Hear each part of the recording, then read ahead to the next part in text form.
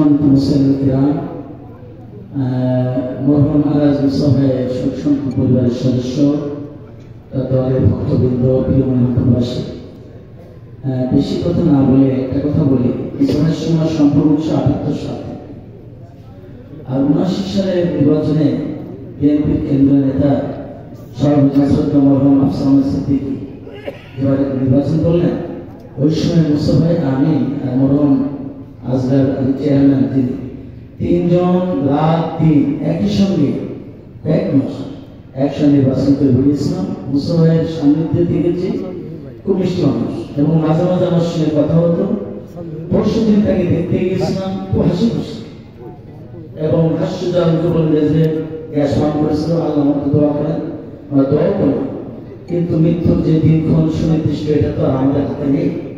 আমরা দোয়া করি আল্লাহ যেন সবাইকে মাফ করে দেন, তার জীবনের সৎকর্মগুলোকে যেন জিয়াদা করে পূর্ণ করে তার নাজাত মুসলা করে দেন, তাকে যেন জান্নাতের আলা মাকাম দান করেন, শোক সন্তপ্ত পরিবারের সদস্যদেরকে যেন ধৈর্য ধারণ করার তৌফিক দান করেন। আমরা একজন বর্ষান রাজনীতিবিদকে হারালাম নানাপুর থেকে, এই অভাব যেন আমাদেরকে পূরণ করে দেন এবং আমার পক্ষ থেকে, আমার দলের পক্ষ থেকে শোক সন্তপ্ত পরিবারের প্রতি আমরা সম্বোধনা জানাচ্ছি। আবার বলে আল্লাহ আমাদেরকেও মাফ করে দিন, মুসলমানকে মাফ করে দিন। আমিন। আসসালামু আলাইকুম।